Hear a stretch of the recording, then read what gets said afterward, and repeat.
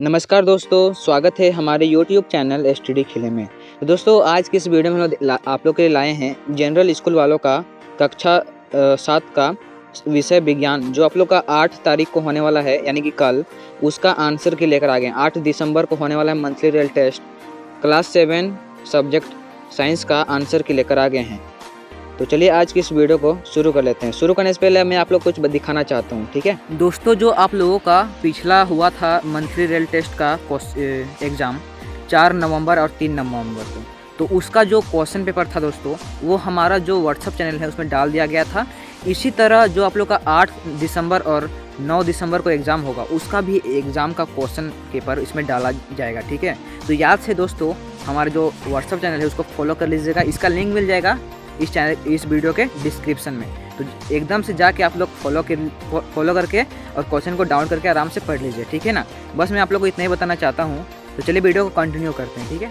तो चलिए आज की इस वीडियो को शुरू कर लेते हैं, जिसमें सेक्शन ए में कुल 5 प्रश्न दिए रहेंगे, ठीक है।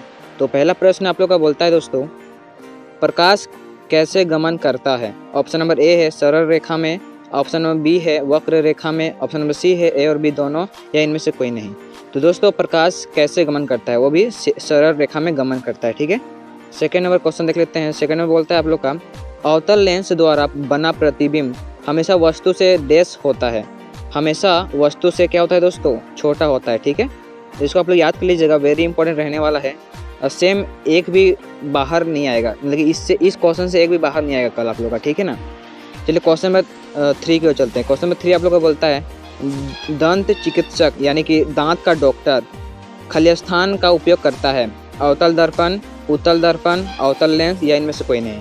दोस्तों जो दांत का डॉक्टर होता है वो अवतल दर्पण का प्रयोग करता है, जो कि इमेज को बड़ा करके दिखाता है, ठीक है।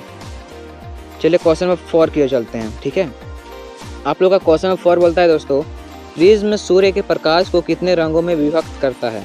तो दोस्तों जो प्रिज्म है वो सूर्य के प्रकाश को कुल 7 रंगों में विभक्त कर देता है। आप लोग इसको सुने होंगे इंद्रधनुष, ठीक है। इंद्रधनुष में कितने रंग होते हैं, 7 रंग, ठीक है। चलिए क्वेश्चन में हम लोग चलते हैं क्वेश्चन नंबर 5 की ओर। प्रयोगशाला में उपयोग होता है, कौन सा लेंस उपयोग होता है। इसमें उत्तल लेंस, अवतल लेंस, आवर्धक लेंस, या इनमें से कोई नहीं। तो इसका जो राइट आंसर हो जाएगा दोस्तों, हो जाएगा ऑप्शन नंबर सी, आवर्धक लेंस। तो चलिए दोस्तों हम लोग अगला देख लेते हैं, सेक्शन बी।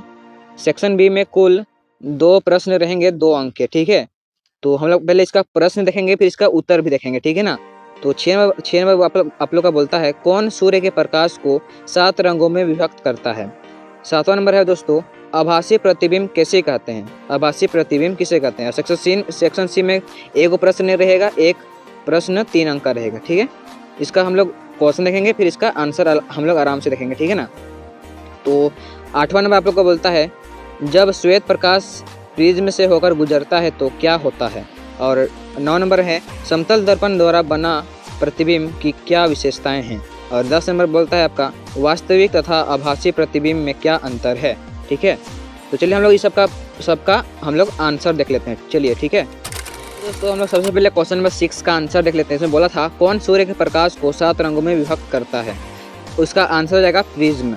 जब सूर्य का प्रकाश एक प्रिज्म से होकर गुजरता है तो यह अपनी तरंग दैर्घ्य वेवलेंथ के अनुसार 7 अलग अलग रंगों में विभाजित हो जाता है। इस घटना को प्रकाश का विक्षेपण कहते हैं, ठीक है। बस इतना ही आप लोग को लिखना है और आप लोग को फुल नंबर मिल जाएगा, ठीक है। तो चलिए हम लोग अगला प्रश्न देख लेते हैं। दोस्तों आप लोग का क्वेश्चन नंबर 7 बोला था, आभासी प्रतिबिंब किसे कहते हैं। तो इसका आंसर है दोस्तों, आभासी प्रतिबिंब। आभासी प्रतिबिंब वह प्रतिबिंब होता है जिसे किसी पर्दे पर प्राप्त नहीं किया जा सकता, क्योंकि प्रकाश किरणें वास्तव में एक बिंदु पर अभिसरित नहीं होती, बल्कि किसी बिंदु से अपसरित होती हुई प्रतीत होती हैं। और इसका पूरा आंसर है दोस्तों, इसे केवल प्रकाशीय उपकरण जैसे दर्पण या लेंस में देखकर ही देखा जा सकता है। यह प्रतिबिंब हमेशा वस्तु की अपेक्षा सीधा होता है। समतल दर्पण और उत्तल दर्पण हमेशा आभासी प्रतिबिंब बनाते हैं। और लास्ट है दोस्तों आप लोग का, अवतल दर्पण भी कुछ विशेष स्थितियों में आभासी प्रतिबिंब बना सकता है, जैसे जब वस्तु को दर्पण के बहुत नज़दीक रखा जाता है। तो चलिए हम लोग क्वेश्चन नंबर 8 का दोस्तों आप लोग का क्वेश्चन नंबर 8 का आंसर है। क्वेश्चन नंबर 8 बोला था, जब श्वेत प्रकाश को प्रिज्म से होकर गुजारा जाता है तो क्या होता है?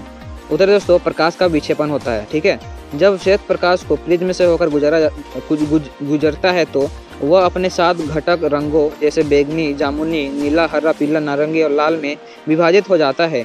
इस घटना को प्रकाश का विक्षेपण कहते हैं। यह विभाजन इसलिए होता है क्योंकि कांच के लिए प्रत्येक रंग का अपवर्तनांक अलग अलग होता है, जिसका अर्थ है कि प्रत्येक रंग की गति और विचलन अलग होता है। और अगला दोस्तों, बैंगनी रंग सबसे अधिक विचलित होता है जबकि लाल रंग सबसे कम विचलित होता है। ठीक है, इन रंगों के बैंड को स्पेक्ट्रम कहा जाता है। तो चलिए दोस्तों आप लोग का क्वेश्चन नंबर 9 बोला था कि समतल दर्पण द्वारा बने प्रतिबिंब की विशेषताएं। समतल दर्पण द्वारा बने प्रतिबिंब की विशेषताएं निम्नलिखित हैं। पहला है दोस्तों, प्रतिबिंब आभासी और सीधा बनता है। प्रतिबिंब का आकार वस्तु के आकार के बराबर होता है। प्रतिबिंब दर्पण के पीछे उतनी ही दूरी पर बनता है जितनी दूरी पर वस्तु दर्पण के सामने रखी जाती है। ठीक है, प्रतिबिंब पार्श्व परावर्तित होता है, यानी बायां भाग दाएं और दायां भाग बाएं दिखाई देता है। इसे पर्दे पर प्राप्त नहीं किया जा सकता। तो चलिए दोस्तों हम लोग क्वेश्चन नंबर 10 का भी उत्तर दें। क्वेश्चन नंबर 10 बोला था कि वास्तविक तथा आभासी प्रतिबिंब में क्या अंतर है? वास्तविक प्रतिबिंब को पर्दे पर प्राप्त किया जा सकता है जबकि आभासी प्रतिबिंब को नहीं। वास्तविक और आभासी प्रतिबिंब के बीच मुख्य अंतर इस प्रकार है। पहला दोस्तों, वास्तविक प्रतिबिंब तब बनते हैं जब प्रकाश की किरणें वास्तव में एक बिंदु पर मिलती हैं, जबकि आभासी प्रतिबिंब तब बनते हैं जब किरणें मिलती हुई प्रतीत होती हैं। दूसरा दोस्तों, वास्तविक प्रतिबिंब आमतौर पर उल्टे होते हैं जबकि आभासी प्रतिबिंब सीधे होते हैं। वास्तविक प्रतिबिंब को किसी सतह या पर्दे पर प्रक्षेपित किया जा सकता है, जिसे सिनेमा स्क्रीन पर। ठीक है, आभासी प्रतिबिंब को केवल दर्पण या लेंस के माध्यम से देखकर ही अनुभव किया जा सकता है। और लास्ट है दोस्तों, आँख के रेटिना पर बनने वाला प्रतिबिंब वास्तविक प्रतिबिंब का एक उदाहरण है। ठीक है दोस्तों, क्लास 7 साइंस का ये मंथली रियल टेस्ट का आंसर की तो समाप्त होता है। हम लोग अगले सब्जेक्ट यानी कि सोशल साइंस, हिंदी, ये सब का और सभी क्लास का देखने वाले हैं। और अभी तक हमारे व्हाट्सएप चैनल में नहीं जुड़े हो तो वहाँ भी जुड़ लो और चैनल को भी सब्सक्राइब कर लेना। ठीक है, तो मिलते हैं नेक्स्ट वीडियो में, तब तक के लिए बाय बाय।